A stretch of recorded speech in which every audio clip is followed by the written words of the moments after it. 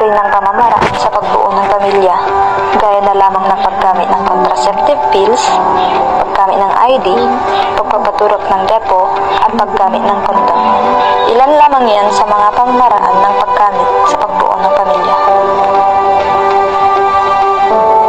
Sa pagpaplano ng pamilya ay dapat na pinag-uusapan ng mag-asawa o mga nagbabalak pa lang na bumuo ng pamilya.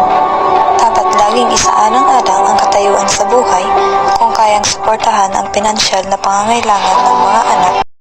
3, 2, 1. Andito po tayo ngayon sa tahanan ni Ma'am Edna Villaflores. Siya po ay isa sa nangunguna sa palaganapin ng family planning dito sa aming barangay, kung saan dito sa Barangay Bangked.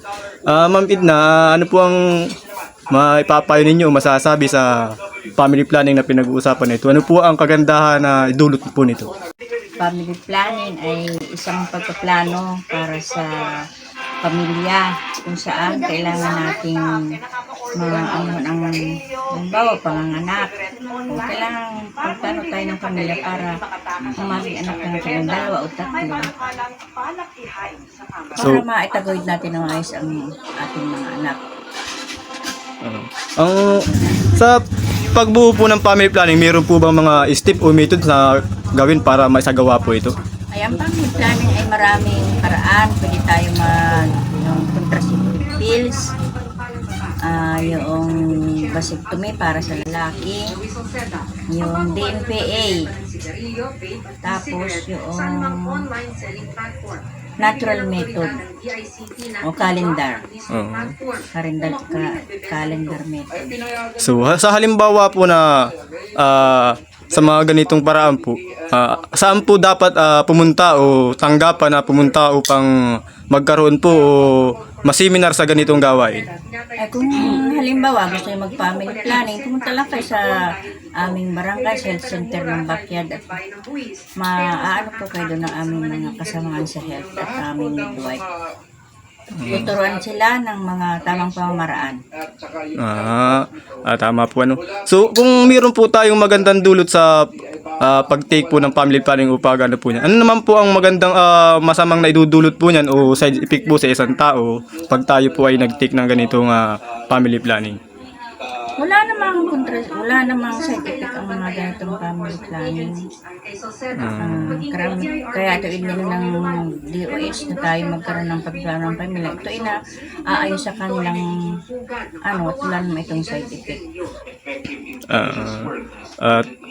So, paano po masasabi ng isang pamilya po ay gumagamit na ng family planning o ito po ay paano masasabi na natutulong ito sa isang pamilya po?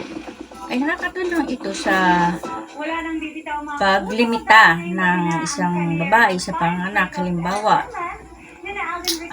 kung gusto mo maglimitahan ang panganak ng isang magamit ka ng family planning, pwede kang magamit ng pills o yung bagang DMPA. Ito ay meron tayong yung isang